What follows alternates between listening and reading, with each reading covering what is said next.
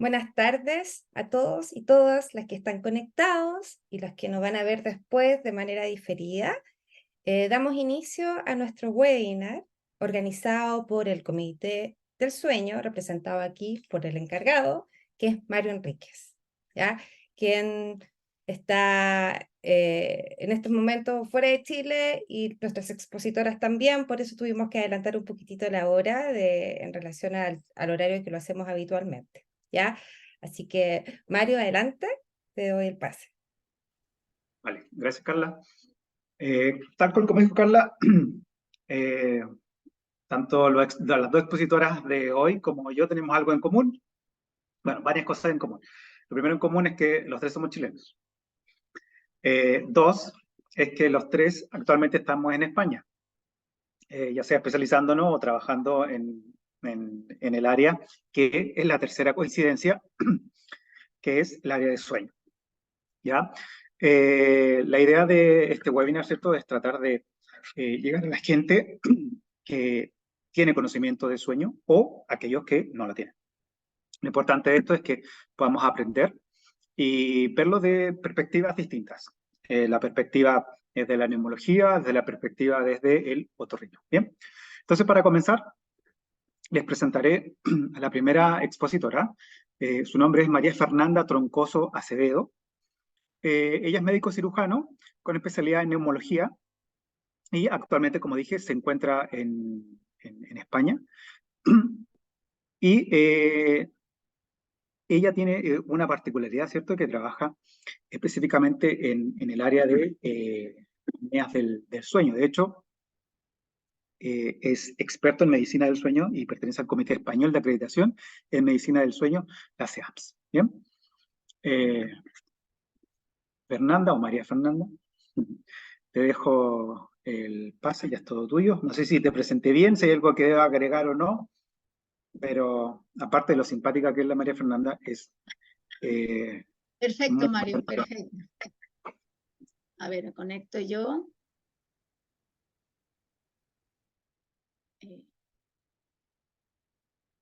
Vale, yo creo que estáis viendo, ¿no? Se Para ve, empezar. sí. Bueno, Se ve y vamos avanzó a la primera diapositiva. Sí, ya me había dado cuenta. Bueno, muchísimas gracias, Mario, y de verdad que yo creo que a mí me ha encantado que me hayas invitado a participar en esta charla, en este encuentro. Eso un poco porque estoy ahí un poquito en Chile, aunque sea online, y porque esto de la Sociedad de Medicina de Estilo de Vida me parece fundamental. Ya me ha encantado un poco el concepto y creo que dentro de los pilares de la salud, que le deis un enfoque, una área o un espacio, lo que es el sueño, es fundamental, porque lo hemos dejado, yo creo que de lado, ¿no?, durante mucho tiempo. Pasamos muchas horas durmiendo y yo creo que esto es un poco la llamada de atención a que durante el sueño pasan cosas y que es importante para tener una buena calidad durante el día. Entonces yo os voy a contar acerca de la apnea obstructiva del sueño y un enfoque multidisciplinar. Voy a dar pinceladas un poco generales y ojalá que esto os sirva un poco para que conozcamos mejor lo que es esta patología, que es bastante prevalente actualmente. Como sabéis, los trastornos respiratorios del sueño van desde una reducción del paso del aire, ¿no?, con un sonido, que es la roncopatía, a que la que provoque ciertos despertares o un colapso, ya sea parcial o total, de la vía aérea superior, lo cual llamamos apnea obstructiva del sueño. Para que este colapso de la vía aérea superior ocurra, tiene que haber un desbalance entre los mecanismos de cierre y de apertura de la vía aérea superior. Y se sabe que este desbalance va a provocar eventos respiratorios que llamamos apneas, ¿no?, con estas siglas de A o H, que son hipopneas, que es un cierre parcial, y lo cual lo vamos a medir con un índice por hora. Se sabe que hay un número de estos eventos que van a provocar cambios fisiológicos, cambios biológicos bajo una susceptibilidad genética, y si el organismo tiene mecanismos de adaptación o no, van a generar una enfermedad. Y esa enfermedad la llamamos apnea obstructiva del sueño, puede tener consecuencias clínicas como síntomas o enfermedades como hipertensión arterial, enfermedades cardiovasculares, neurológicas, metabólicas u otras. Actualmente se conocen 4 endotipos que en el fondo explican, son las características fisiológicas de la apnea obstructiva del sueño. Tiene que haber una alteración anatómica, que es como la base de la enfermedad, donde se puede agravar por la obesidad, amígdalas hipertróficas o alteraciones craniomandibulares, pero se conoce que hay un 70% de los pacientes que tienen uno más de las otras entidades, que van a ser la ineficacia de los músculos dilatadores de la vía aérea superior, un bajo umbral de despertar, una inestabilidad del control ventilatorio.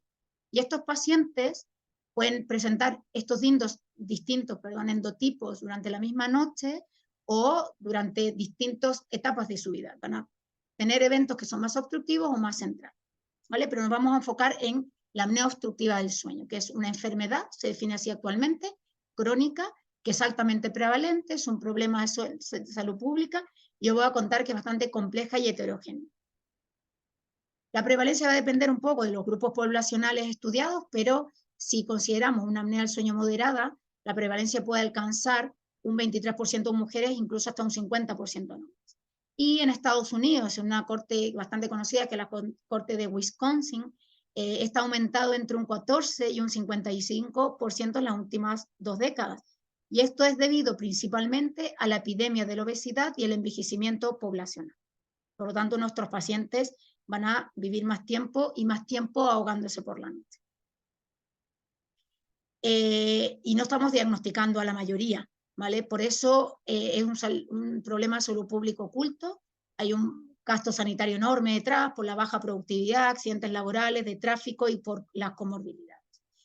Y actualmente os voy a contar que le hemos dado una visión mucho más global de lo que es la apnea del sueño, una visión un poco tridimensional, porque tenemos bastantes avances, tanto en los conocimientos de sus mecanismos genéticos o biomoleculares, porque hay grandes bases de datos de cohorte o estudios aleatorizados y controlados que han explorado la respuesta al tratamiento, porque hay técnicas de estadística, ¿no? para analizar estos grandes bases de datos y poder explorar nuevas hipótesis y caracterizar mejor la enfermedad, y la estamos categorizando o clasificando según los datos clínicos que obtenemos, la fisiopatología o incluso alteraciones celulares y moleculares. Por lo tanto, esta definición, que es muy simple, ¿no? Que es nuestra antigua definición de nuestra Sociedad de Neumología y Cirugía Torácica del 2005, que fue el primer consenso que hubo sobre la apnea obstructiva del sueño, que está basada simplemente en un número, o también muy parecida a la Sociedad Americana del Sueño. Lo que ocurrió es que esta enfermedad avanza, tenemos más conocimiento, y por lo tanto el Grupo Español de Sueño, el Spanish Sleep Network, nos reunimos y junto con otras sociedades, sobre todo iberoamericanas, y se acaba de publicar, hace muy poco, el documento internacional de consenso sobre la apnea obstructiva del sueño en adultos. La podéis encontrar aquí en esta página web, donde vais a ver que existen 3 apartados. Está publicado la apnea obstructiva del sueño en adultos, y la idea de la página web es que podáis también ver las actualizaciones según se van generando publicaciones y actividad científica, ¿no? Vais a ver que luego se va a publicar, y en breve, los niños y la de ventilación mecánica no invasiva domiciliaria. Seguimos basándonos, ¿no? la definición en número de eventos respiratorios o en síntomas, la presencia de síntomas, pero este DIC, o Documento Internacional de Consenso, nos aconseja que nos basemos también en otras cosas, ya que refleja un poco más lo que es la heterogeneidad de la enfermedad. Y son estos parámetros que vais viendo aquí en este cuadro. Son otras variables fisiopatológicas, clínicas o biológicas que nos pueden predecir un poco el pronóstico y la respuesta al tratamiento. Y vais a ver aquí, ¿no? Como vemos, que se considera también el tiempo de saturación bajo 90, el Epworth, que es una escala de medida de la somnolencia diurna, que intentamos hacer más objetivo un síntoma que a veces es muy subjetivo, el índice de masa corporal, ¿no? Más grave mientras más obesidad exista, y la presencia de factores de riesgo cardiovasculares o enfermedades cardiovasculares.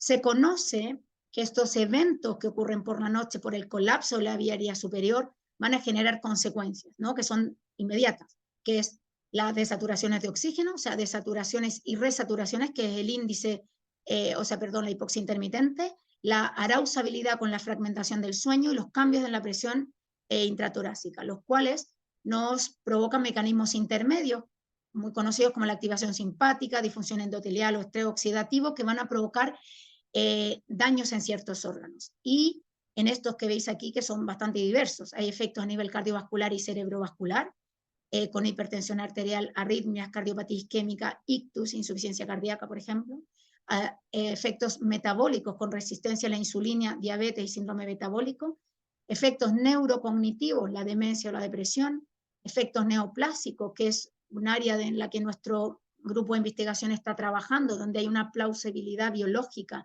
¿no?, demostrada a través de la hipoxia mantenida intermitente o la fragmentación del sueño, y por supuesto la accidentabilidad y la disminución de la calidad de vida. Una de las patologías más estudiadas es la hipertensión arterial refractaria a tratamiento, que muchas veces es secundaria a la apnea obstructiva del sueño. Por lo tanto, hay que buscar y conocer a la apnea obstructiva del sueño. Pero vais a ver que tiene ciertas manifestaciones clínicas, pero también es muy heterogénea. Esta es la tríada clásica: los ronquidos, la somnolencia diurna y las pausas observadas por la pareja o los familiares, que se presentan principalmente en un hombre de mediana edad.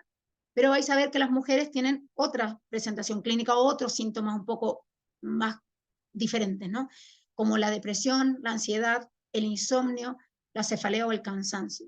Y estos son síntomas muy parecidos a los de la menopausia, ¿no?, que es donde además la enfermedad de la apnea obstructiva del sueño se hace más prevalente en la mujer. Vais a ver que los ancianos también tienen otras quejas, como la icturia, las pesadillas, la depresión, la ansiedad o el insomnio, incluso las caídas, alteraciones neurocognitivas, así como también los niños, que presentan enuresis, respiración bucal y, más que somnolencia, una hiperactividad o irritabilidad, mal rendimiento escolar y falta de crecimiento.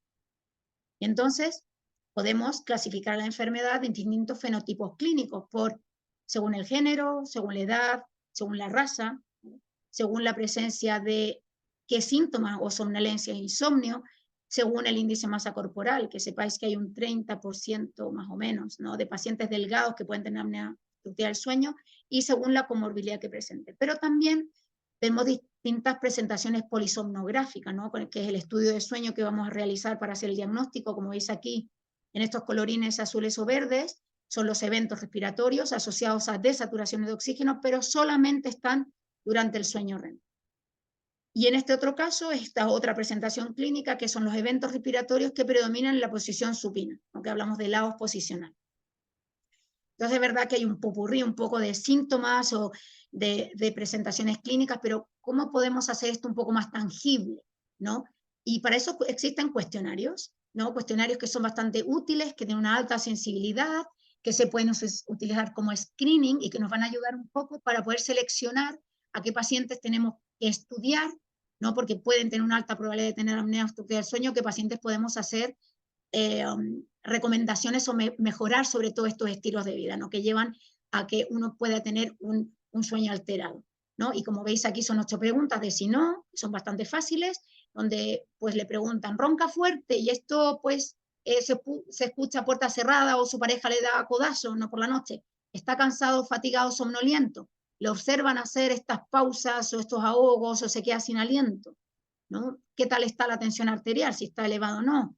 ¿Cómo está el índice de masa corporal? Si tiene más de 50 años, ¿cómo es el perímetro de su cuello, ¿no? Y si es de sexo masculino. Entonces veis aquí que vamos a, según la respuesta a las preguntas, vamos a tener una probabilidad de tener o no apnea obstructiva del sueño.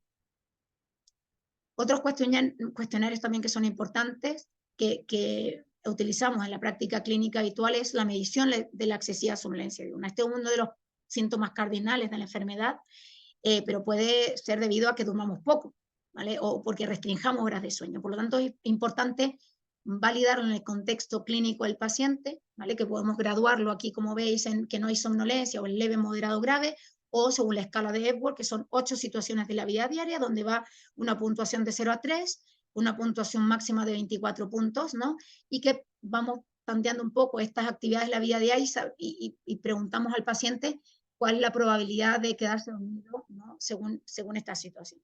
El Epworth mayor de 12, ¿no?, es que ya el paciente presenta una excesiva somnolencia diurna que hay que estudiar. Y todo esto, o sea, esta sospecha clínica a través de los síntomas o este screening que hacemos con cuestionarios, lo tenemos que confirmar que exista la enfermedad. Y eso lo hacemos a través de pruebas de sueño, a través de la polisomnografía, que es la prueba de sueño Gold Standard, donde medimos variables neurofisiológicas y cardiorrespiratorias en un laboratorio de sueño. Veis aquí el vídeo, ¿no?, del paciente, o con una poligrafía respiratoria, que es un método mucho más simplificado, que el paciente lo puede llevar a domicilio, que veis aquí que son poquitos sensores que se colocan, y sobre todo mide la parte solamente cardiorrespiratoria, por lo tanto es para el paciente que tiene una alta probabilidad de tener apnea del sueño. Los que estamos más duchos en esto, que realmente llevamos mucho más tiempo, podríamos también incluir a los pacientes que tienen una baja probabilidad con un gran acierto, ¿vale? Y utilizando esta herramienta diagnóstica. Entonces, como vais a ver aquí, que yo creo que en la presentación de Paula también están estos algoritmos, porque son del último consenso, tenemos que sospechar primero lo que es la apnea obstructiva del sueño, hacer un diagnóstico diferencial, aplicamos una anamnesis específica y cuestionarios, ahí se hace una exploración de la vía aérea superior, de lo que nos va a hablar Paula, y sobre todo es muy importante hacer un diagnóstico y confirmarlo con una prueba, ¿no?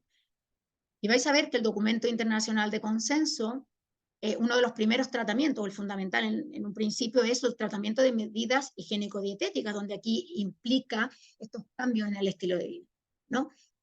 Y luego, otra de las cosas que ha llamado un poco la atención es que los distintos tratamientos actuales, ¿no?, más específicos de la apnea obstructiva del sueño, están al mismo nivel. Veis aquí que al mismo nivel de la CPAP están los dispositivos de avance mandibular, la cirugía de la vía superior y la terapia miofuncional, por ejemplo, ¿no? Y que intentamos que estos tratamientos, ¿no?, sean un poco basados en lo que realmente presenta el paciente, o que él participe de su tratamiento.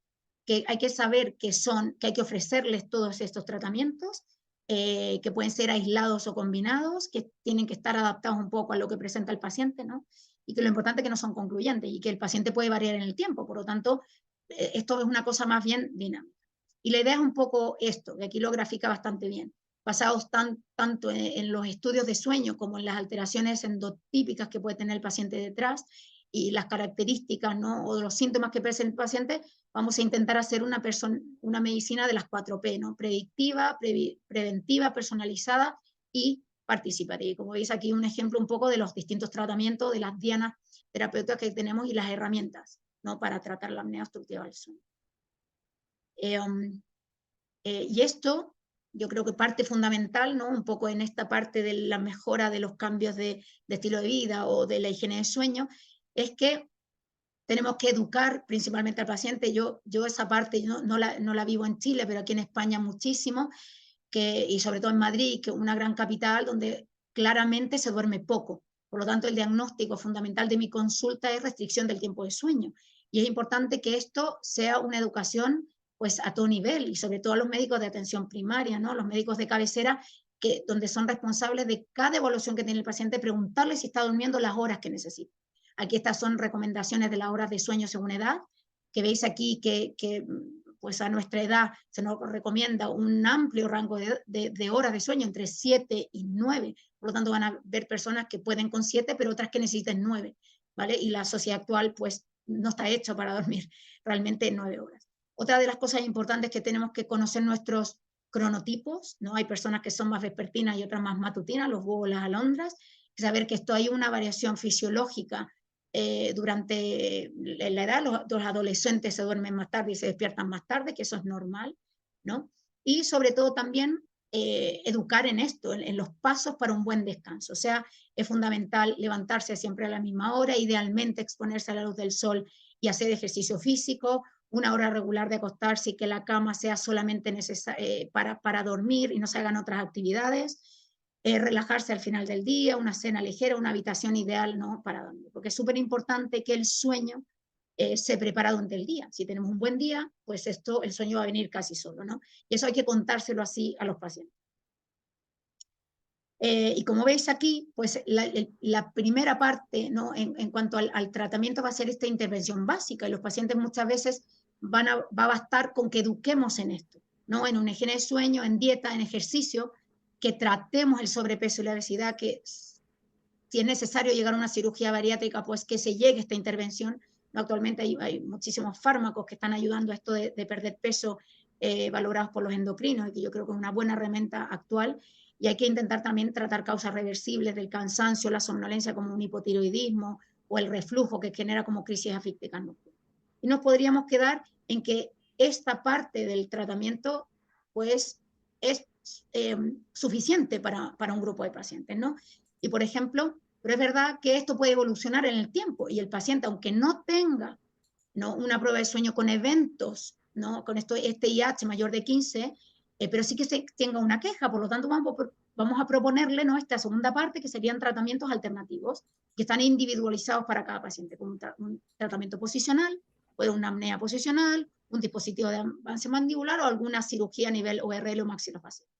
Pero ¿qué pasa si el paciente sí que tiene un IH mayor de 15 y tiene síntomas? Pues vamos a la CEPAP, ¿no? Pero que sepáis que todo este algoritmo es bastante dinámico, porque esto puede ir cambiando en el tiempo. El paciente puede perder peso, pero luego puede ser que ese sueño no termine de mejorar y nosotros en otra etapa de la vida le podemos proponer, por ejemplo, un DAM, ¿vale? Entonces, esto es súper importante porque va un poco variando en el tiempo y porque tiene además detrás este enfoque, ¿no?, el enfoque multidisciplinar.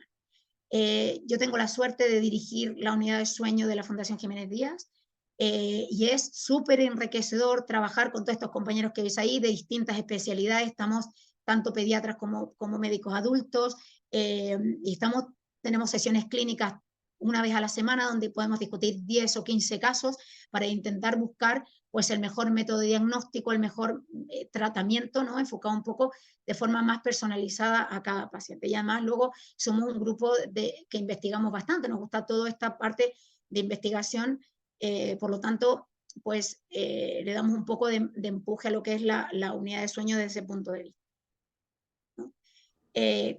Aquí en nuestra unidad pues están todos estos especialistas que veis, otorrinos, endocrinos, neumólogos, neurólogos, neurofisiólogos, pediatras, psiquiatras, ontólogos, ¿no?, maxilofacial, psicólogos y otros pilares también fundamentales de esto están los técnicos o la enfermería especializada, que son los que nos ayudan a realizar los estudios de sueño, ¿no? Y por supuesto el médico de atención primaria, que es fundamental porque si no, no se sospecha la enfermedad y no llegan a nosotros, y sobre todo la empresa de terapia uy, aquí hay un perro, que esto no es mío, ¿eh?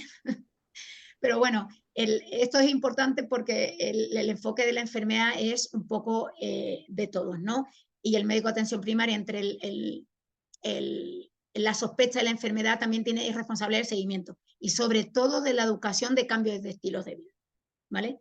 Entonces, yo para terminar, que sé que esto es un popurrí y quizás hay muchas cosas de las cuales podamos hablar, luego discutir, ¿no?, con las preguntas, es que estos son como los tipos, o sea, las cosas que yo quiero que recuerden, ¿no?, que es importante para hacer un diagnóstico, que hay que conocer la enfermedad, primero hay que sospecharla y confirmarla con una prueba de sueño, que para valorar la gravedad actualmente no utilizamos solamente el número de eventos que aparecen en una prueba de sueño, sino que le vamos a dar también un poco más de importancia a otras circunstancias que tiene el paciente, ¿no?, tanto a la somnolencia, el índice de masa corporal, los factores de enfermedades cardiovasculares, que hay que reforzar la prevención de la enfermedad, ¿no?, sobre todo con estas medidas generales y cambios en el estilo de vida, que hay que buscar posibles causas reversibles de la obstructiva del sueño, que es lo que nos va a contar también Paula, que hay que ofrecer todas las opciones de tratamiento que no son excluyentes y son complementarias entre sí, y sobre todo que el manejo y diagnóstico, tanto el diagnóstico y terapéutico, debe ser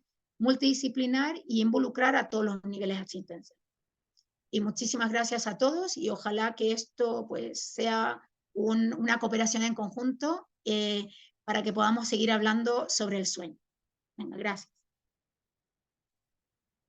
Gracias, Fernando, te pasaste.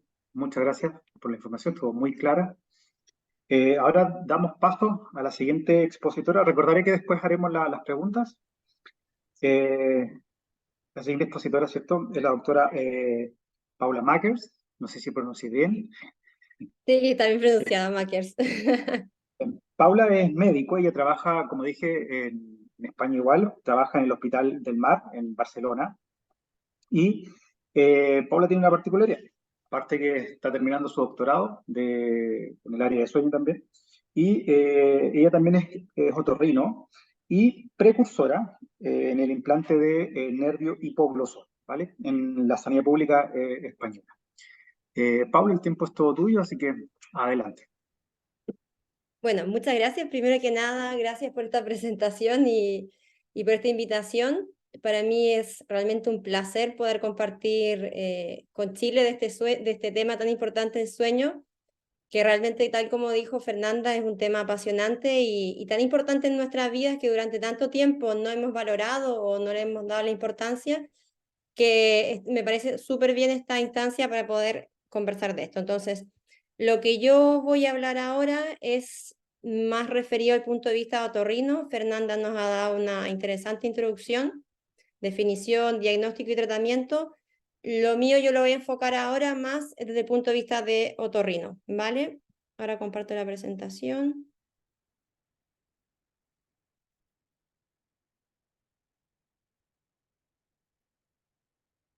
Se ve bien, ¿no? Sí. Vale, un segundo.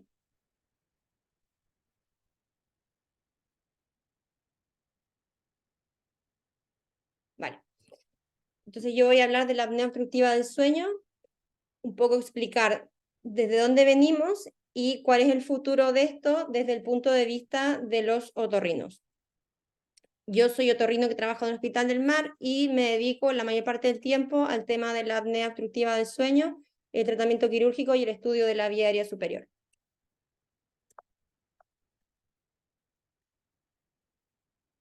Tal como decía Fernanda y como he dicho antes, pasamos un tercio de nuestras vidas durmiendo, lo cual es una cantidad muy importante en nuestras vidas. Por lo tanto, los especialistas que nos dedicamos a esto tenemos que intentar conseguir de manera multidisciplinar que los pacientes tengan una buena calidad de sueño, y para esto tienen que existir las unidades multidisciplinares de sueño, porque cada especialista por separado no es capaz de mirar de manera holística este tema. Entonces, en un mundo ideal debería existir una unidad multidisciplinar que al menos tenga estas tres especialidades, que es un otorrino, un neurólogo y neumología, pero también sería muy importante tener un psiquiatra, endocrino, dentista y cirujano maxilofacial, pero como mínimo estas tres especialidades.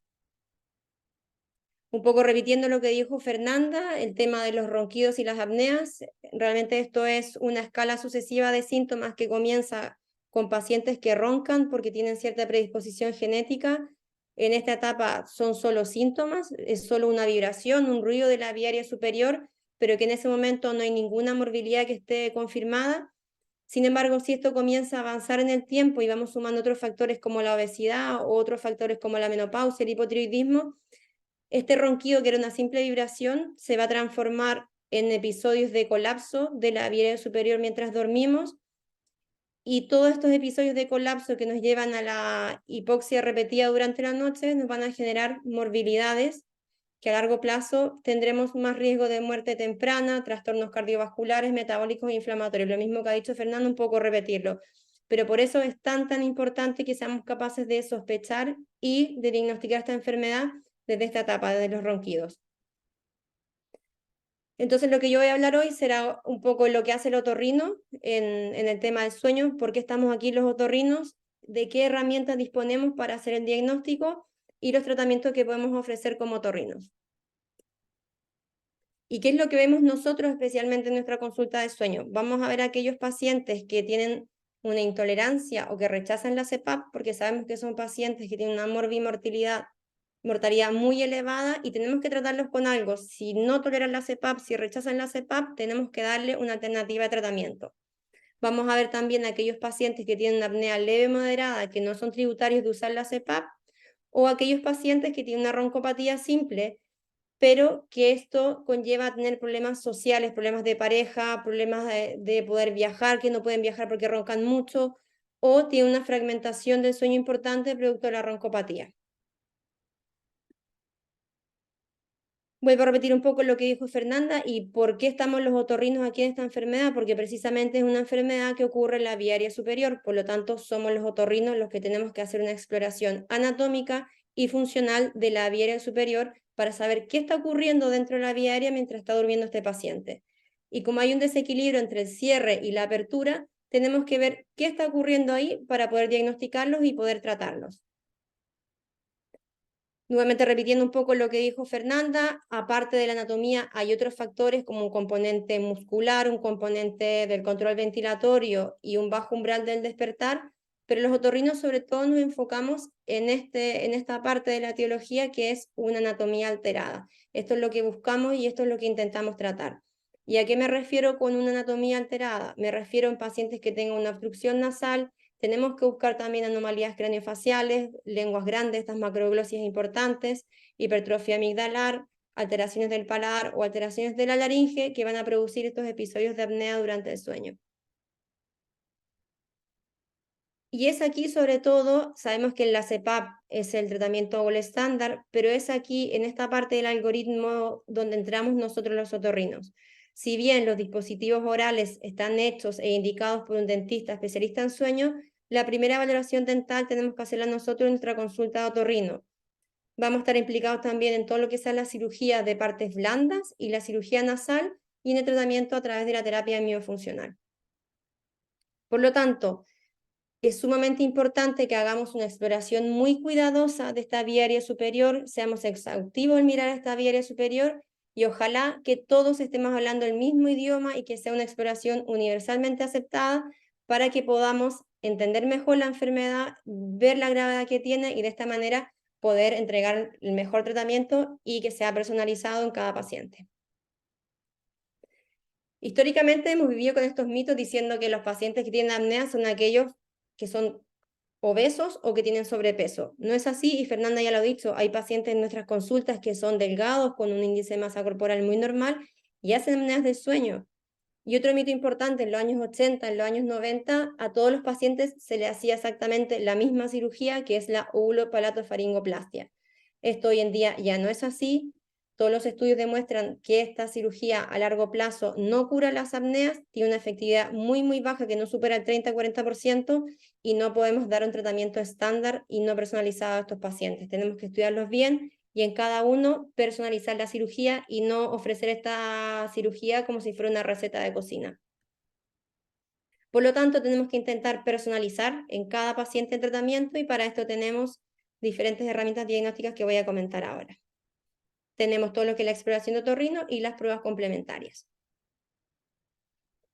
Cuando nos empezamos a dedicar al sueño, se hacía solo lo que era la exploración en vigilia. En la consulta de otorrino mirábamos la nariz, mirábamos la orofaringe, mirábamos con endoscopio.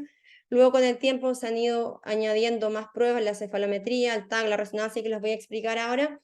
Y finalmente hemos llegado a esto que se llama la videosomnoscopia del sueño inducida por fármacos, que la abreviación es DISE, y para nosotros los otorrinos y para las unidades de sueño, esta es nuestra prueba estrella para poder personalizar el tratamiento en cada paciente. Entonces, ¿qué es lo que miramos en la consulta de otorrino? Yo siempre le digo a los estudiantes, la consulta de sueño y la consulta de otorrino no empieza cuando el paciente se sienta en la silla de exploración, empieza cuando el paciente atraviesa la puerta y ya estamos mirando la cara para buscar características anatómicas que nos puedan orientar que hay una mala vía aérea que está produciendo estos colapsos. Por ejemplo, mientras el paciente no está hablando, miramos cómo es su cara, cómo es el perfil esquelético óseo, porque eso ya nos va a orientar. Luego lo sentamos en la consulta de exploración y miramos esto. Lo primero que miramos es el perfil esquelético óseo. Estos pacientes típicos retrognáticos o con hipoplasia del tercio medio facial ya son pacientes que tienen predisposición a una obstrucción de la vía aérea superior. Miramos la nariz buscando unas dismorfias septales, hipertrofias de cornetes o unas poliposis nasales. Tenemos que buscar el tamaño de las amígdalas, tenemos que mirar la posición de la lengua respecto al paladar, la clasificación de Mallampati, mirar la clase dental, pero no solo esto, sino también ver si el paciente tiene una dentadura correcta para poder plantear como posible tratamiento un dispositivo de avance mandibular para luego enviarlo con el dentista.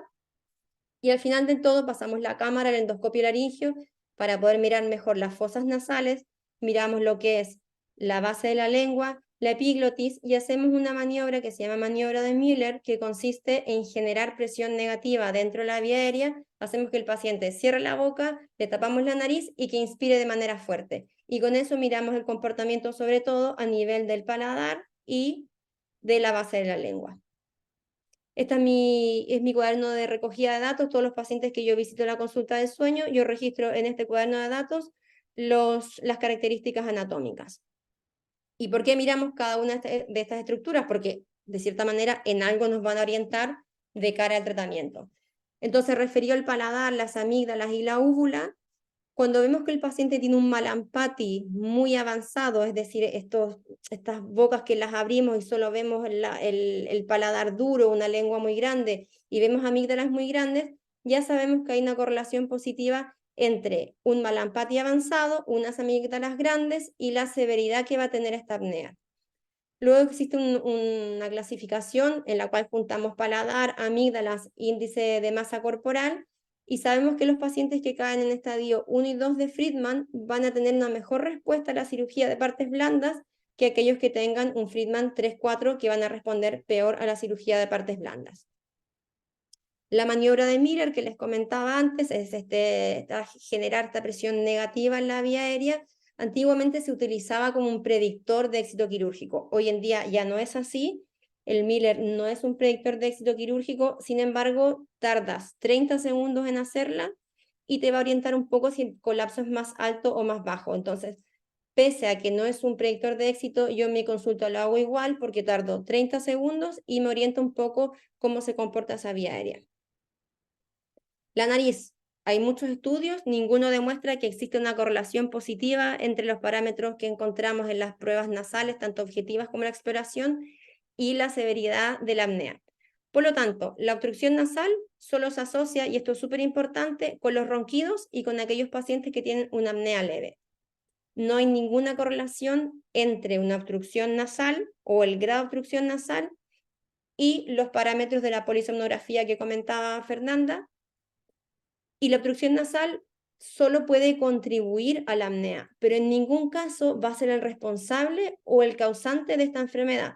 Por lo tanto, el segundo mito que tenemos que eliminar, y yo creo que todos hemos escuchado alguna vez, y a mí me han llegado muchos pacientes en la consulta que les dicen, si te opero la nariz, te soluciono los ronquidos, o si te opero la nariz, te voy a curar de las apneas. Esto no es así, ya hemos visto, todos los estudios demuestran que no hay correlación. La obstrucción nasal solo puede contribuir, pero jamás va a generar las apneas. Por lo tanto, en el momento que operamos a los pacientes, tenemos que ser reales con las expectativas que le estamos ofreciendo. Podemos reducir los ronquidos, podemos reducir las apneas, pero no nos vamos a curar. Sin embargo, a pesar de esto, la cirugía nariz es parte importante de nuestro arsenal quirúrgico porque tiene beneficios en la apnea, como lo muestra este estudio. ¿Por qué? Porque si el paciente no tolera la CPAP por obstrucción nasal, si lo opero la nariz, va a mejorar la tolerancia a la CPAP, esto es muy importante. Si yo lo opero la obstrucción nasal, va a mejorar la permeabilidad nasal, van a reducir los ronquidos, va a tener menor micro despertar durante la noche y el paciente va a ganar calidad de vida. Pero hay que ser sincero en el sentido de decirle que puede seguir roncando y que las apneas van a reducir, pero no van a desaparecer del todo. Luego hay muchas pruebas que las voy a comentar ahora un poco de manera superficial. La cefalometría es una radiografía lateral que se puede usar para medir los diámetros. Yo personalmente no la pido, los otorrinos no la pedimos. Se puede utilizar más en casos de anomalías dentales o craniofaciales, pero de entrada los otorrinos no la solicitamos. Luego se estudió qué tal era hacer un TAC o una resonancia para poder estudiar los diámetros de la vía aérea y ver cómo se comportaba. Al día de hoy, ni el TAC ni la resonancia nos aportan nada nuevo, ni para saber cómo es la anatomía, ni para saber la gravedad de la apnea. Por lo tanto, tampoco la pedimos de rutina. También existe la posibilidad de hacer una resonancia magnética dinámica. Dinámica se refiere a que ocurra durante el sueño, ya sea un sueño natural o un sueño inducido, pero al día de hoy tampoco hay clasificaciones estandarizadas que nos puedan ayudar. Necesitaríamos más cortes coronales y axiales, por lo tanto, está descrito y por eso se los comento, pero realmente tampoco lo pedimos de rutina y se podría utilizar cuando hay un colapso multinivel o refractario, se podría valorar, pero tampoco es una prueba que nos aporte mucho. Sin embargo, esta parte quiere llegar, que es la más importante para mí de la presentación, que es esta herramienta diagnóstica, la videosomnoscopia del sueño inducida por fármacos, que es la DISE. Y ahora explicaré con más detalle lo que es la DISE. La DISE no es más que dormir al paciente, le provocamos un sueño a través de un fármaco, hay diferentes fármacos que luego explicaré, y hacemos que el paciente ronque y le llevamos el punto máximo de la apnea durante este sueño inducido con fármacos y miramos cómo se comporta su vía aérea mientras está roncando y mientras está haciendo las apneas. Por lo tanto, es una manera dinámica que tenemos de mirar la vía aérea superior ¿Y qué es lo que nos permite ver? Nos permite ver dónde se localiza la obstrucción, el grado y el patrón de colapso que tienen. En ningún caso es una prueba diagnóstica, esto es muy importante de saber, es una prueba complementaria, por lo tanto, hacemos esta prueba después de que tiene el paciente una polisomnografía, después de que lo hemos visto en vigilia en la consulta de otorrino, y después de todo esto decimos, vamos a complementar con la DICE. Y nos da más información en aquellos pacientes que tienen apnea y que tienen ronquido. Ya en el año 1978 se planteó la idea de hacer esta prueba, pero con sueño natural. Comprenderán que hacer esta prueba con sueño natural y esperar que el paciente se duerma era una locura, por lo tanto no fue viable en esta época. Sin embargo, después estos autores dijeron, bueno, ¿y qué pasa si en vez de esperar que el paciente se duerma, vamos a dormirlo nosotros a través de un fármaco? Y ellos comenzaron con el midazolam. Y así empezó entonces en 1991 esta prueba que realmente no se estandarizó en Europa hasta el año 2018, y los otorrinos que nos dedicamos a hacer sueño y los otorrinos que hacemos esta prueba, utilizamos este consenso europeo para hablar el mismo idioma, tener las mismas indicaciones y la misma clasificación de los hallazgos que encontramos en esta prueba diagnóstica. ¿Y a quién le hacemos la DICE? Por supuesto no podemos hacer a todo el mundo porque nos volveríamos locos haciendo DICEs todas las semanas. Solo se la hacemos a aquellos pacientes que tienen una apnea moderada o severa que no toleran la CPAP, porque como les expliqué en un principio, tenemos que ofrecer alguna alternativa de tratamiento. La hacemos en aquellos pacientes que tienen una apnea leve o ronquidos simples que generan algún problema en sus vidas, o aquellos que tengan una apnea que ya los operaron alguna vez y no han respondido a la cirugía, o pacientes que se les indicó una férula o un dispositivo de avance mandibular y tampoco han respondido. Entonces, en este grupo de pacientes los vamos a estudiar de manera dinámica para ver qué está ocurriendo mientras duermen en la vía aérea superior y poder ofrecer algún tratamiento. No podemos hacerlo si el paciente tiene obesidad mórbida, si tiene un riesgo quirúrgico elevado o si tiene alergia a alguno de los componentes que usamos para la sedación. ¿Y qué es lo que ganamos? Que con la sedación el paciente aguanta mucho mejor el endoscopio dentro, lo hacemos en horario laboral, no hay que esperar que el paciente se duerma. En mi caso yo lo hago en quirófano por la tarde, lo llevamos al quirófano, lo dormimos, miramos con la cámara y el paciente ya puede marchar a casa.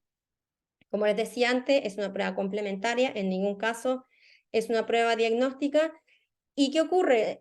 Cuando miramos al paciente sentado en la consulta de otorrino, el paciente está sentado, el paciente está despierto y, por supuesto, el comportamiento de la vía aérea superior durante el sueño es completamente diferente porque hay una hipotonía que es típica de las fases del sueño, el paciente está recostado, esto cae, esto colapsa, por lo tanto, va a ser muy diferente esa vía aérea superior, esa faringe, esa hipofaringe, mientras está dormido. Por lo tanto, esta prueba nos permite ver qué ocurre mientras está durmiendo, pero es que además con la hipotonía que es propia del sueño.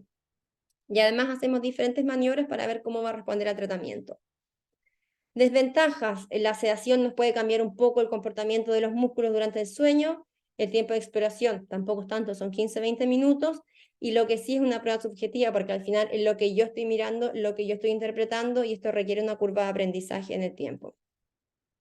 La técnica, como les explicaba anteriormente, está estandarizada por este consenso europeo, y todos los pacientes que vamos a hacer esta prueba, la DICE, tienen que tener una valoración anestésica previa, una exploración en vigilia por el otorrino previa y, por supuesto, la polisomnografía respiratoria o la poligrafía respiratoria que nos está indicando la gravedad de la apnea. ¿Dónde la podemos hacer? Se puede hacer tanto en quirófano o una sala de endoscopia. Da igual el lugar, lo importante es que tenga un equipo de monitorización básica y las medidas de resucitación básicas. ¿Por qué? Porque a estos pacientes les pasamos sedación profunda. Nunca yo he visto en ningún caso un paro respiratorio, pero con sedaciones tan profundas puede ocurrir que el paciente podría llegar a hacer un paro, por lo tanto tenemos que tener todo cerca para una posible resucitación. Lo importante es que en este lugar se intente reproducir la mejor manera posible la noche y el sueño del paciente. Por lo tanto, tiene que ser un ambiente silencioso, oscuro y que reproduzca su sueño. Por ejemplo, si el paciente duerme con 3 almohadas, se le pide que traiga sus 3 almohadas y que use las 3 almohadas mientras lo dormimos para generar un sueño lo más natural o lo más parecido a como es en su casa. Y la prueba es ambulatoria, el paciente viene, el anestesista hace la sedación, lo miramos, son 15-20 minutos, se va a la zona de recuperación 1 o 2 horas y ya marcha a casa. ¿Qué tenemos que tener entonces? Lo que les decía, siempre el equipo de monitorización, el endoscopio para poder mirar la vía aérea superior, la bomba de infusión para pasar el medicamento en la sedación, un sistema de monitorización de la profundidad anestésica y un sistema que nos permita grabar tanto con video como con audio para luego tener el registro, volver a verlo, reconfirmar lo que hemos visto y sobre todo, y es la parte que a mí más me gusta, es luego en la consulta yo les muestro los videos al paciente para que ellos entiendan qué está ocurriendo en su vía aérea mientras están durmiendo y por qué se están generando estas apneas durante el sueño. Se pueden utilizar medicamentos tópicos, yo en general no los uso, las guías tampoco lo recomiendan mucho porque puede cambiar el comportamiento de la vía aérea superior, y lo que sí siempre usamos, por supuesto, es la sedación. Hay 3 fármacos que son los más descritos: el propofol, la dexmedetomidina o el midazolam. Nosotros en nuestro hospital, con nuestros anestesistas, usamos siempre el propofol para dormir a los pacientes. Entonces, una vez que el paciente tiene un patrón respiratorio estable, ponemos la cámara, miramos por dentro y miramos cada segmento, que luego explicaré a qué me refiero con cada segmento, pero son 2 ciclos de apnea, ronquido y que esa reapertura de la vía aérea. Necesitamos 2 ciclos en cada nivel o en cada segmento, o al menos 1 o 2 minutos en cada nivel o cada segmento, ¿vale? Luego, tenemos que estar mirando siempre el BIS, que es lo que mide la profundidad de la sedación, para que no baje de 60, porque si baja de 60, el comportamiento de la vía aérea superior puede ser diferente producto del fármaco. Y esta prueba en general tardamos entre 10, 15, 20 minutos en hacerla. ¿Y cómo la describimos? Porque una vez que miramos tenemos que decir qué es lo que hemos visto y clasificarlo. Entonces, hay muchas clasificaciones, al final todo lo que buscan es decir dónde colapsa, qué estructura colapsa, cuánto colapsa y cómo colapsa, es decir, la estructura, el grado y la configuración. En la guía europea, el consenso que les expliqué antes, tenemos esta clasificación que es el BOTE. ¿Por qué se llama BOTE? BOTE se refiere al paladar, la B corta, la O se refiere a la orofaringe, la T a la lengua y la E la epiglotis. Es decir, entramos y vamos a mirar siempre paladar, orofaringe, lengua y epiglotis. Y en cada uno de estos niveles, es lo que les explicaba anteriormente, estamos 1 o 2 minutos o 1 o 2 ciclos de apnea, reapertura. Miramos la estructura, miramos cuánto colapsa el grado y miramos qué patrón tiene.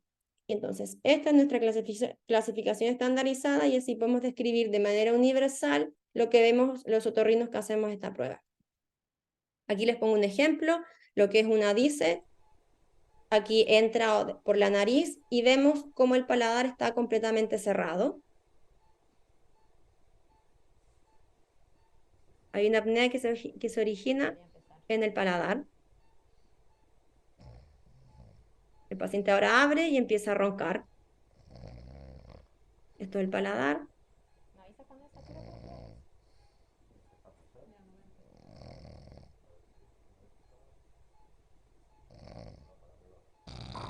Esto es lo que ocurre cada noche en su casa mientras duerme. Vemos que todo es muy alto y luego podemos ver aquí abajo la epiglotis y la base de la lengua que se ve permeable. Sin embargo, aquí arriba escuchamos el ronquido y esta apnea.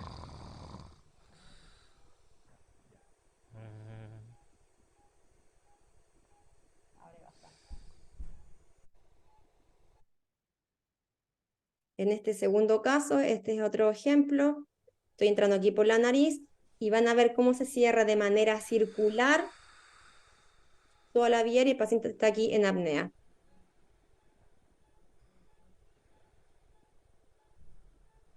Va cerrando y ya deja de respirar, que es lo mismo que ocurre en su casa cada noche.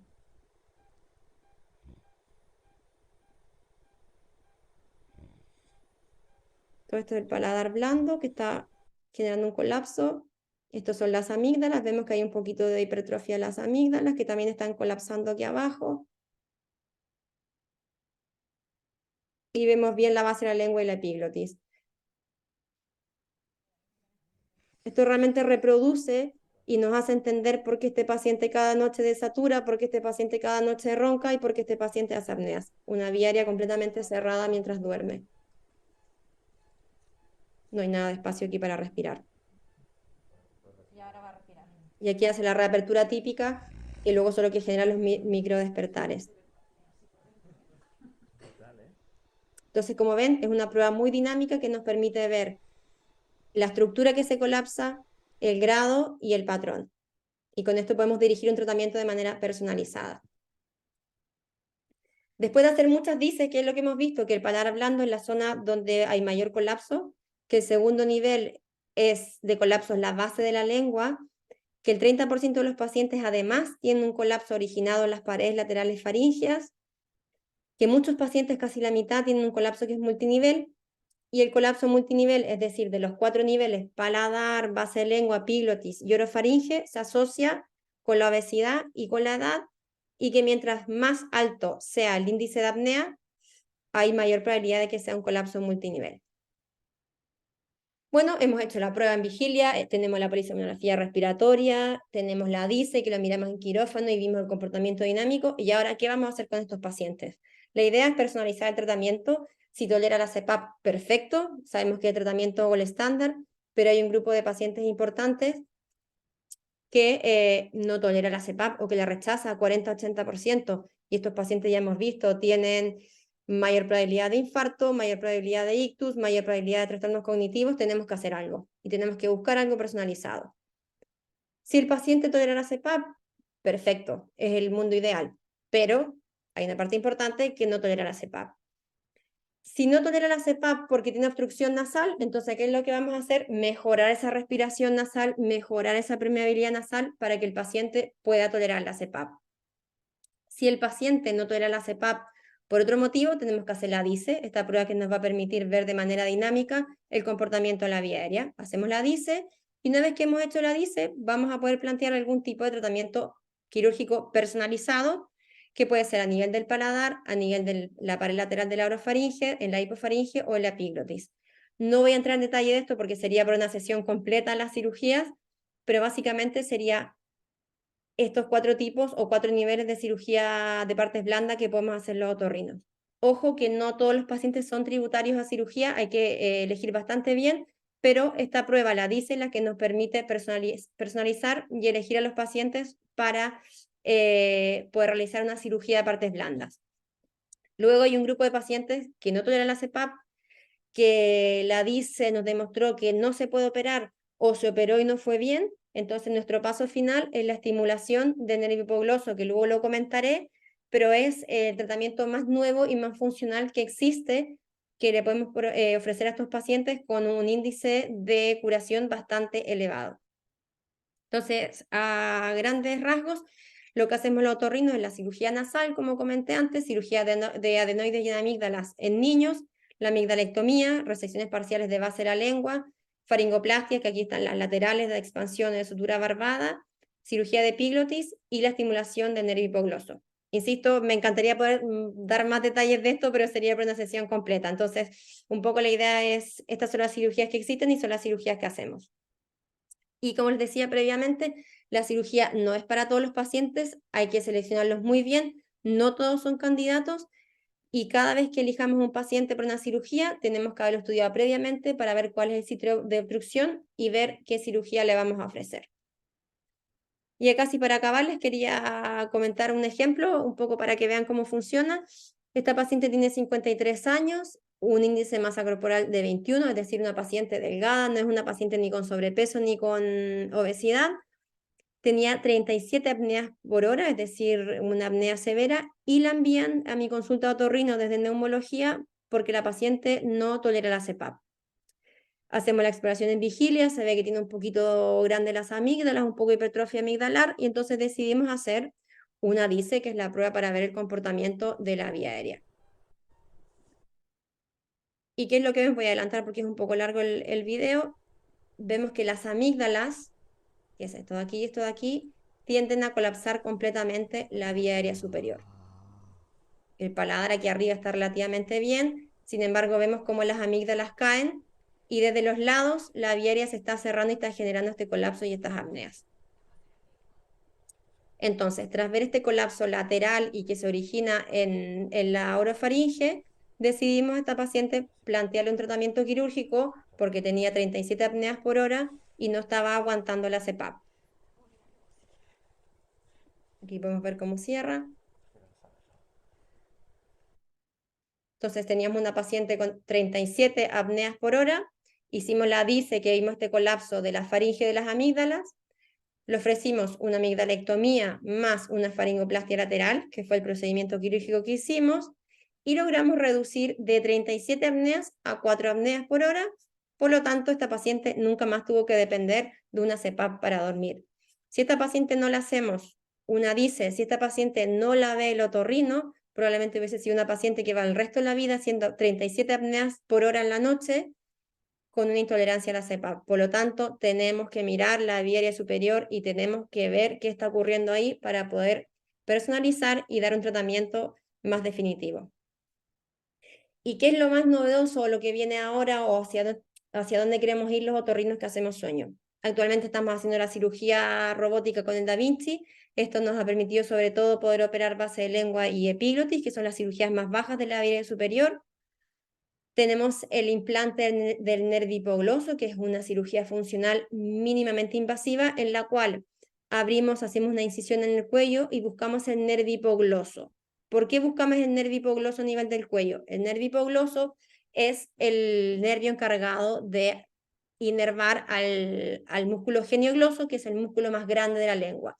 Cada vez que este nervio inerva a este músculo de la lengua, se produce una protrusión de la lengua y una apertura de la vía oral, de la vía aérea superior.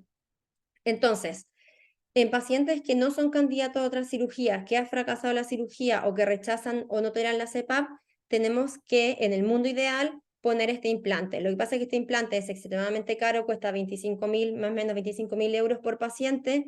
El sistema público de ciertos países de Europa, como Francia, sí que lo cubre la sanidad pública. En España de momento no, pero nosotros en nuestro hospital hemos presentado el proyecto y este año por primera vez se han puesto en un hospital público de España, pusimos 2 implantes del hipogloso en septiembre de este año a 2 pacientes que tenían una apnea grave y que no toleraban la CPAP y no eran candidatos a otro tipo de tratamiento.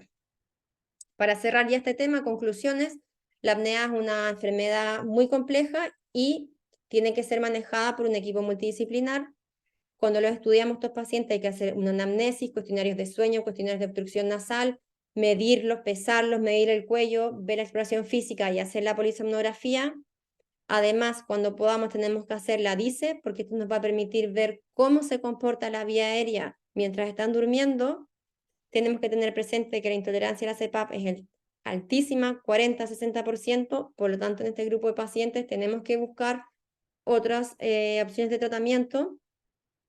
El rol del otorrino es sumamente importante porque nos permite ver la anatomía y ofrecer tratamientos quirúrgicos, y las indicaciones y el tipo de cirugía en los últimos años se ha modificado gracias a que tenemos la DICE y nos permite ver mucho mejor a estos pacientes, y el implante lipogloso, que es la cirugía funcional, debería ser una opción de tratamiento en todos aquellos pacientes que no toleran o que rechazan la CPAP.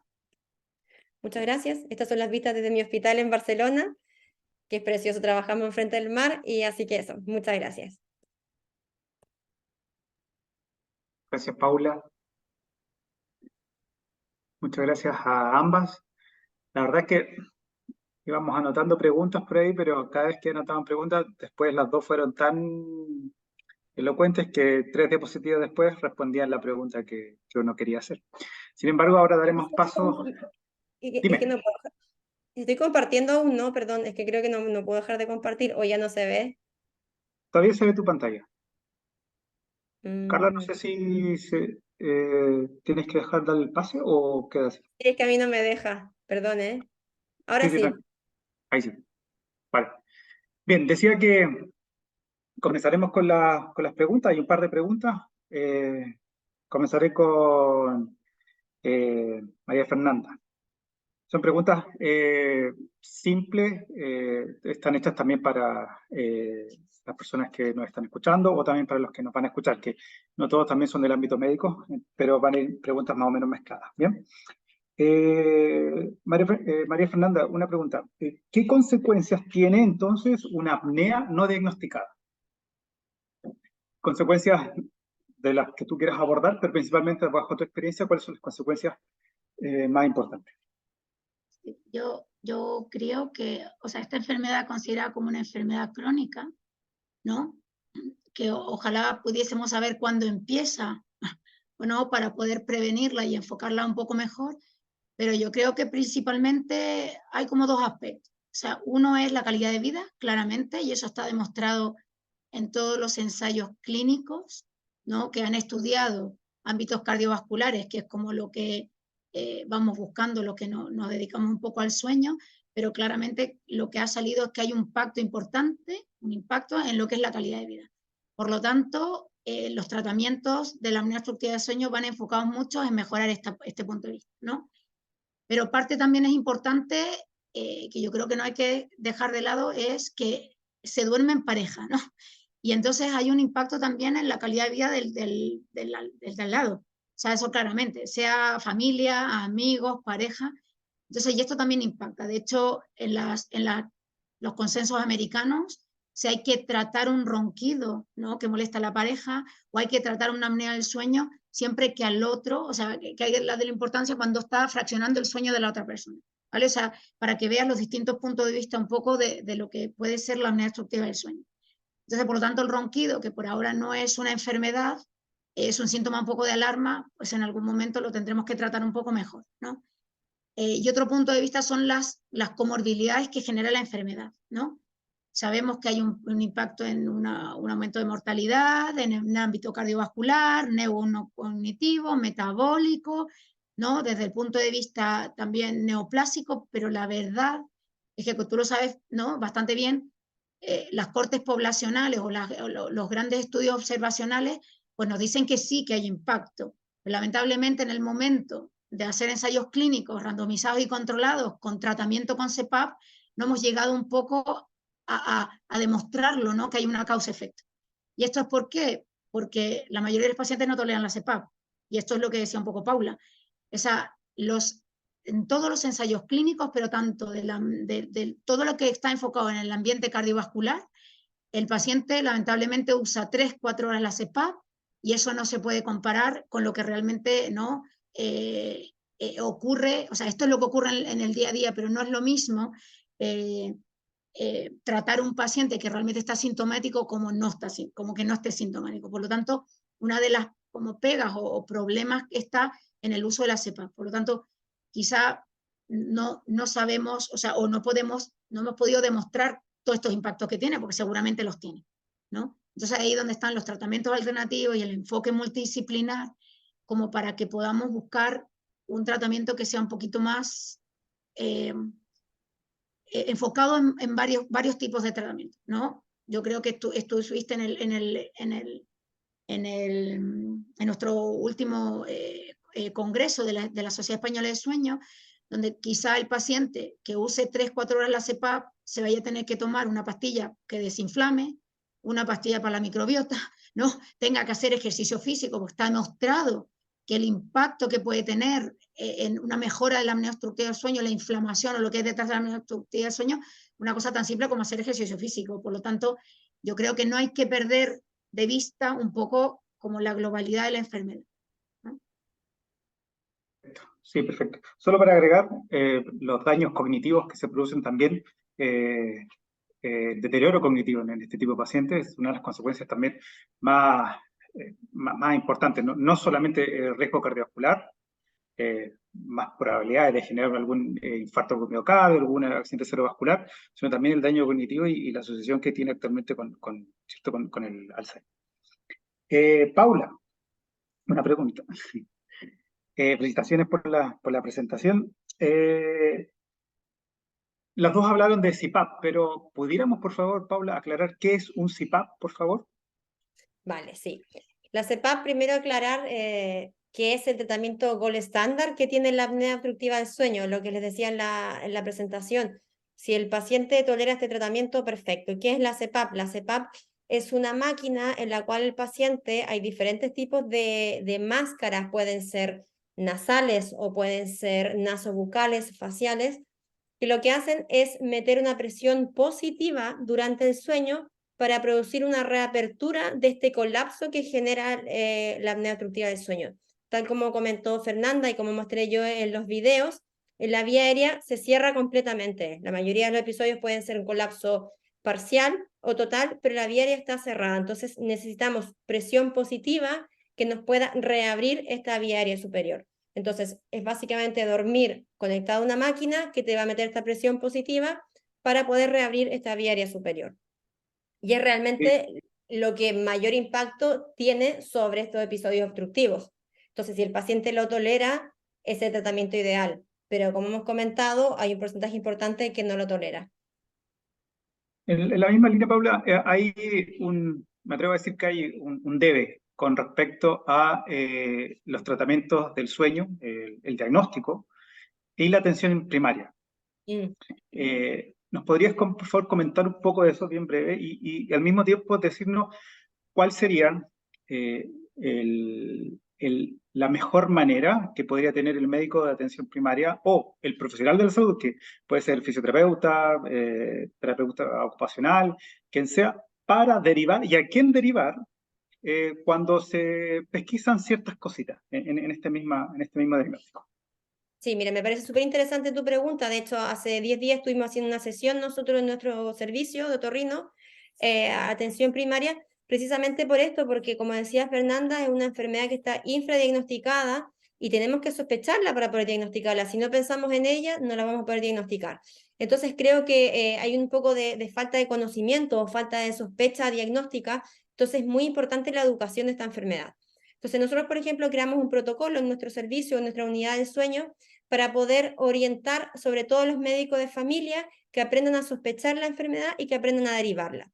Entonces, explicamos, tal como dijo Fernanda en la sospecha, los síntomas que nos hacen sospechar si un paciente que ronca, si un paciente que tiene apneas presenciadas y si un paciente que se queja de una excesiva somnolencia diurna, tenemos que ya sospecharla.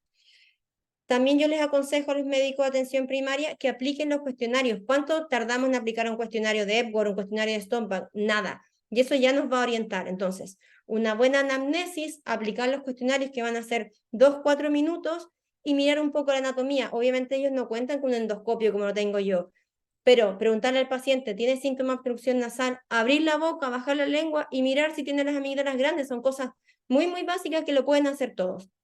Entonces, a partir de una buena anamnesis, con esta sospecha, con ronquidos, con apneas, con excesiva somnolencia diurna, con cuestionarios y una exploración básica anatómica, ya podemos derivar.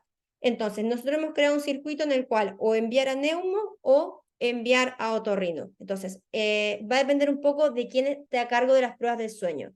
La mayoría de las veces, quien hace las pruebas del sueño, tanto la polisomnografía como la poligrafía, son los neumólogos. Entonces, todos aquellos pacientes que tengan una sospecha media o alta de una apnea porque tienen estos cuellos gordos, tienen estos síntomas tan elevados, hay que hacer sí o sí una polisomnografía o una poligrafía. Aquellos pacientes que de entrada ven que son solo unos roncópatas simples o que tienen hipertrofia amigdalar, que los envíen directamente a otorrinos. Al menos así lo hacemos nosotros en nuestra unidad del sueño. Pero lo más importante es tener la sospecha diagnóstica, hacer estos cuestionarios y derivar sobre todo eso. Y saber, y lo otro importante es saber cuándo derivar de manera preferente, porque no todos los pacientes se derivan igual. Aquellos pacientes que tengan enfermedades cardiovasculares, aquellos pacientes que tengan profesiones de riesgo, conductores que trabajen en alturas, derivarlos de manera preferente para hacer un diagnóstico rápido y poder iniciar el tratamiento. Gracias, Paula. Sí, sí. María Fernanda, las dos hablaron en realidad de el índice apnea-hipopnea. Las dos hablaron, pero una pregunta un poco más relacionada a la investigación. Te la hago, María Fernanda, porque sé que estás ligada bastante a eso, Paula igual, pero tú hablaste del consenso. ¿Y qué otras métricas se usan o se recomiendan para la evaluación de apnea? ¿En qué está actualmente el diagnóstico de la apnea obstructiva del sueño? Porque me parece que, digo así, estamos saliendo un poco del índice apnea-hipopnea. ¿Cuál es tu opinión? ¿Cuál es tu experiencia en eso? Si estamos saliendo de ahí, hay que salir, ¿eh? Porque un número no puede clasificarte un poco todo el impacto que puede tener la enfermedad. Es verdad que todavía la práctica clínica habitual, tú sabes, Mario, que eso no se aplica, está todavía en plan de investigación, pero es verdad que yo creo que hay varias métricas, ¿eh? Bueno, y partiendo del hypoxic burden, ¿no? Que es en el fondo el área bajo la curva de la desaturación de oxígeno, que yo creo que va a tener un impacto, que ya hay publicaciones al respecto y que claramente yo creo que le da este como impacto que buscamos, ¿no? O sea, nosotros desde toda la vida de la apnea del sueño, desde que yo entré un poco en el área, es que buscamos un famoso marcador, ¿no? Que nos dé un poco o sea, que nos oriente un poco para saber a qué pacientes tratamos y a quiénes no. O sea, un marcador como el famoso colesterol de los cardiólogos, ¿no? Que yo creo que esto es como nuestro caballo de batalla, digo, a quién tratamos, a quién no, el más somnoliento, el más gordo, el que tiene más enfermedades cardiovasculares o el que tiene más impacto neurocognitivo, y la verdad es que, claro, basándonos solamente en un número, teniendo miles de señales, o sea, miles, tanto en la poligrafía como en la polisomnografía, y luego cosas biológicas, ¿no? Y cada estudio actualmente lo que hacemos es extraer muestras de sangre. Y es verdad que le vamos dando importancia a eso. Hay artículos súper bonitos donde nos explican que un IH de 15, teniendo unas apneas del sueño sumamente largas, que duren más de un minuto, más de un minuto y medio, no puede ser lo mismo que un IH de 15 con apneas que duren los 10 segundos. ¿Vale? Y lo mismo pasa con la profundidad de esa desaturación, y lo mismo pasa con el número de arousal que tiene, ¿no? Lo mismo pasa con si ese paciente tiene una enfermedad cardiovascular o tiene una hipertensión arterial, ¿no? Entonces, yo creo que esto va a llegar a un score, ¿eh? O sea, no va a ser simplemente un IH, sino que va a ser el IH más el hypoxic burden, más la analítica alterada, el marcador biológico, ¿no? Y vamos a llegar a poder dar un score y saber que quizás a este paciente normopeso, pero con un IH de 60, tiene mucho más gravedad según la edad, la comorbilidad o estos marcadores. Pero realmente hoy en día pues estamos en ello, ¿eh? Yo que he vivido la apnea del sueño desde un inicio, te digo que vamos, esto va acelerado, no lo siguiente. O sea, a mí a veces esto me da un poco de vértigo, pero siempre me ha parecido un poco de la riqueza de señales que tenemos y de la que usamos un valor, ¿vale? Entonces, al final, yo creo que va a ir un poco enfocado un poco a un todo, ¿no? Y actualmente nos pasa también con lo del consenso. O sea, hemos hecho ahora un estudio que se va a publicar de que estamos aplicando un poco la normativa del consenso en el tratamiento del paciente. Y vamos a ver y a determinar un tipo de score, ¿vale? Y aplicarlo a la práctica clínica habitual, es una opinión de expertos, ¿no? Y vamos a realmente poder medir qué es lo que estamos haciendo, y con estas métricas un poco más novedosas y nuevas, ¿vale? Yo creo que en la apnea del sueño hay un montón de cosas que hacer y ver y seguir. Bien, nos quedan dos preguntas y ya te concluiremos. Y es inevitable hacer esta pregunta. Yo sé que las dos no son del área pediátrica, pero sí podemos dar luces en relación a eso. ¿La apnea infantil es igual a la apnea de los adultos? A ver, yo antes sí que hacía niños, pero por temas asistenciales y porque también me dedico mucho a cáncer de cabeza y cuello, hubo un momento que tuve que elegir un poco y seleccionar a qué dedicarme, y realmente me apasiona el tema del sueño de adultos, entonces yo dejé de hacer niños. No es lo mismo, por supuesto no es lo mismo, incluso en números no es lo mismo, porque un niño que haga una apnea ya es patológico, a diferencia de los adultos, cuyo índice o punto de corte es el número 5 del IH, que es algo tan simple que lo que decía Fernanda. Pero bueno, tenemos que partir de la base que son comportamientos diferentes, clasificaciones diferentes, pero a mí lo que más me preocupa de los niños, y me encantaría que este mensaje se transmitiera, porque incluso veo muchos otorrinos que no hacen sueño, que no ven niños, que piensan que si el niño no hace apnea, no hay que operarlo o no hay que buscar tratamiento. Yo creo que la apnea del sueño en muchos pacientes se genera desde que son niños, porque aquellos pacientes que tienen una mala respiración nasal y tienen una respiración oral, esto va a condicionar que los cambios óseos y los cambios craniofaciales se desarrollen de una manera muy patológica, y van a ser adultos que a largo plazo van a tener apnea obstructiva del sueño. Por lo tanto, si bien el comportamiento y el número es diferente, tenemos que pensar en estos pacientes que desde pequeños tenemos que curarlos. Eso es mi mensaje más importante que quiero transmitir de esto. Yo opino, o sea, igual que Paula, ¿eh? O sea, yo creo que, a ver, yo creo que la apnea obstructiva del sueño viene desde pequeños, que es tan importante, como decía Paula, o sea, en esto un poco enfocado a cómo sospechar la enfermedad, de mirar una cara, sea, las mordidas alteradas de los niños, la mordida cruzada del paladar ojival, o sea, esto hay que hacer ortodoncia de pequeño, porque eso va a ser una apnea obstructiva del adulto, ¿vale? No se mide igual, como dijo Paula, las consecuencias claramente creo que son mucho más impactantes en los niños, porque es una cosa a largo plazo. Luego, lamentablemente, la patología es muy prevalente cuando hay una hipertrofia adenoamigdalar. Por lo tanto, un ronquido, que es lo más importante, no es normal en un niño, no puede roncar, ¿vale? O sea, fuera obviamente los catarros, que yo creo que nos ocurre a todos, pero es súper importante porque yo muchas veces veo padres y de repente me dicen, uy, si mi hijo ronca. Y yo le pregunto un poco, me dice, es que lleva roncando de hace 2 años. Digo, pero ¿de dónde que ese ronquido es normal? Nunca ha sido normal un ronquido en un niño, ¿no?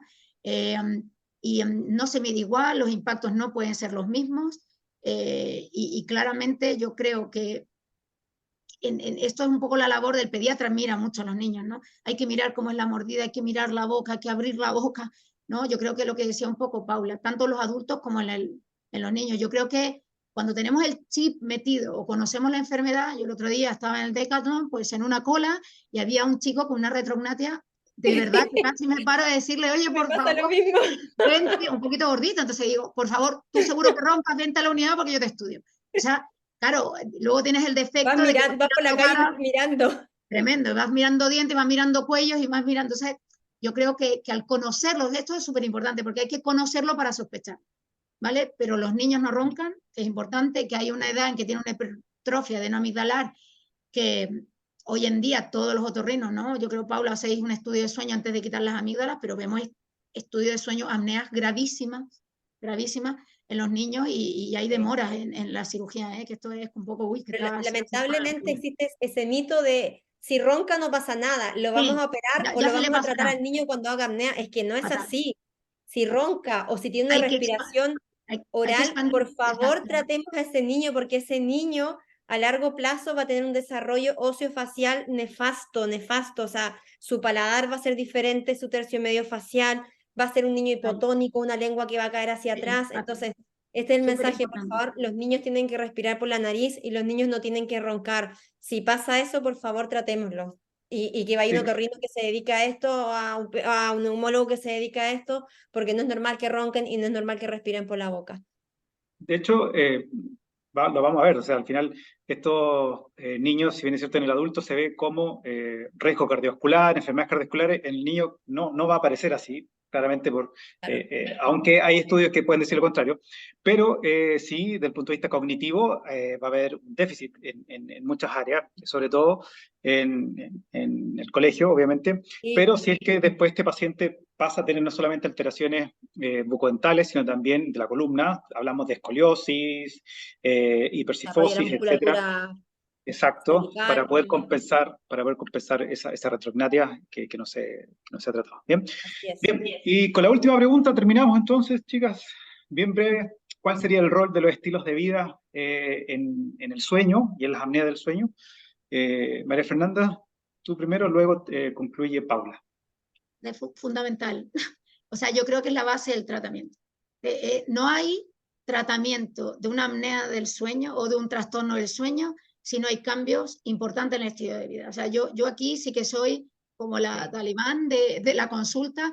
Entra un paciente y yo le doy un poco aquí un discurso de duerma las horas que necesite, haga ejercicio físico, coma saludable, y todos me miran como diciendo, ¿en qué momento? Le digo, es su salud. O sea, y yo le digo, yo le puedo tratar la apnea del sueño, le vamos a poner una CPAP, una cirugía y tal, pero si estos cambios no están, el tratamiento va a ir a medias. O sea, ese es mi discurso vital, ¿eh? O sea, no creo que cojeamos si solo ponemos una CPAP. De hecho, a nosotros nos llaman los CPAPeros, entre comillas, ¿no? A los neumólogos que ponemos CPAP como a todo Dios.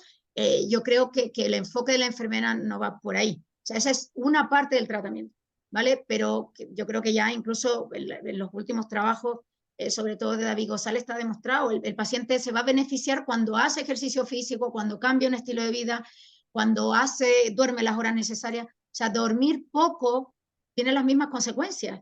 De hecho, el dormir poco engorda, ¿no? Hay alteraciones metabólicas que ya están conocidas, por lo tanto, es fundamental, es fundamental. Yo aquí en España todavía esto no cala mucho, todavía yo le veo al médico de cabecera pidiendo una analítica para un colesterol porque el paciente está obeso, cogiendo la tensión arterial, diciéndole que coma más sano, pero que nadie le pregunta si duerme. Entonces yo creo que hay como una base súper importante, y yo creo que estos foros son fundamentales para llamar un poco la atención desde abajo. O sea, de hecho, tan importante también en los niños, ¿eh? O sea, hemos hablado un poco de la importancia de la apnea del sueño, pero lo importante es que los niños duerman, ¿vale? O sea, es que con esta vida, además, actual, ¿no? De mucha tecnología y tal, estamos rompiendo un poco lo que es el sueño, ¿no? Y yo creo que esto es fundamental. Para mí es el pilar. Paula. Definitivamente muy de acuerdo con Fernanda, tiene que ser el primer escalón terapéutico que ofrezcamos a los pacientes. Un horario de sueño regular, las horas que toca dormir, el alcohol, por favor, sobre todo aquí en España, ¿cuántos pacientes no beben alcohol de manera normal cada día antes de dormir? El alcohol es famosísimo por afectar la vía aérea superior y producir apnea. El tabaco también influye, el ejercicio, entonces definitivamente tiene que ser el primer escalón terapéutico, pero también tenemos que decir una cosa, los pacientes son muy cómodos y muchas veces prefieren llevar una CPAP, muchas veces prefieren que lo operemos antes de hacer cambios en sus hábitos de vida, entonces tenemos que ser súper insistentes con eso, porque yo tengo pacientes que solo bajando de peso hemos conseguido, es el mínimo de porcentaje de pacientes que tengo, pero bajando y alcanzando un peso normal, han normalizado sus apneas.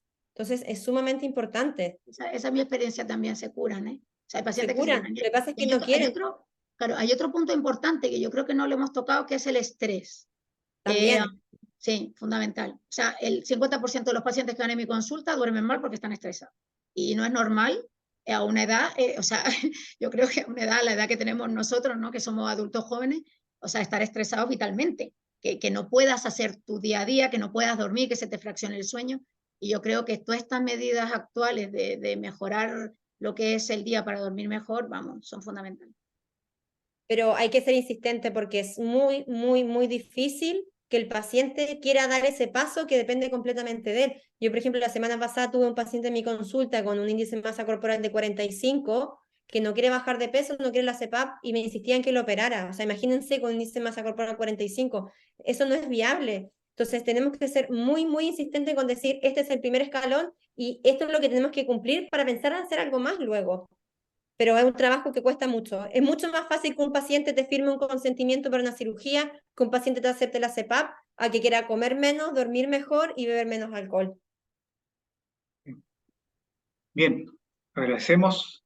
Gracias por el tiempo, gracias por la exposición, gracias por responder claramente. Y la exposición, la verdad que estuvo brillante, porque en realidad fueron muy claras ambas en las exposiciones. Carla, Sí, sí, la palabra. me sumo a los agradecimientos de Mario y claramente, o sea, siempre va a ser más difícil lograr los cambios de hábitos. Entonces, más fácil en el fondo de la pastilla o incluso someterse a procedimientos mucho más invasivos. Por eso es tan importante estos encuentros donde unimos estas dos áreas, desde los subespecialistas a volver nuevamente al origen, en el fondo, que la decisión muchas veces, si bien es cierto, hay cosas que podemos prevenir, hay otras que no, pero el control de los factores de riesgo y de cosas que están al alcance, que dependen de las elecciones del día a día. ¿Qué como? ¿Cómo me muevo? ¿Cómo me voy al trabajo? ¿A qué hora me acuesto? ¿Qué me echo al cuerpo? O sea, que nuestro organismo nuevamente sea ese templo, ¿ya? Entonces, es muy importante que se relacionen y por eso, y que más profesionales estén formados para que todos hablemos también el mismo idioma. Acá en Chile también está haciendo algo emergente, pero cada vez tomando mucha más fuerza y, y se están formando profesionales, médicos, está transdisciplinar en el fondo, para que todos hablemos en el mismo idioma. Y una cosa que mencionaste, Paula, que es tan importante reconocer igual en qué etapa del cambio está, porque a veces también nos falta un poquitito de recordar que no todos están listos para adoptar estos cambios de conducta y hay que reconocer que muchos están en la etapa precontemplativa, por lo tanto va a ser más difícil adoptar los cambios. Entonces también hay que trabajar en eso. Así que Agradezco el tiempo de cada uno, sabemos esta diferencia horaria, igual se hicieron un tiempo que le quitaron a su familia o a sus otras actividades, así que muy agradecidos y esto va a quedar disponible también en nuestro canal para que lo puedan revisar y lo puedan compartir con quienes ustedes quieran. Así que muchas gracias y ojalá nos sigamos viendo y organicemos algún otro encuentro relacionado Sí. con este tema que nos apasiona a todos.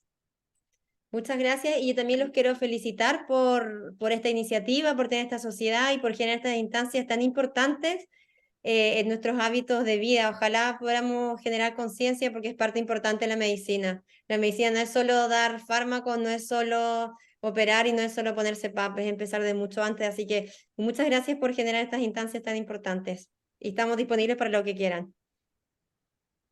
Gracias. Les cobraremos la palabra, ¿cierto, Mario? Sí, por supuesto. Adiós. Dile la próxima, ¿eh? Eso. Buenas noches para ustedes y buenas tardes para Chao. los que nos ven aquí en Chile. Que estén muy bien. Chao, Chao, chao. chao. Adiós.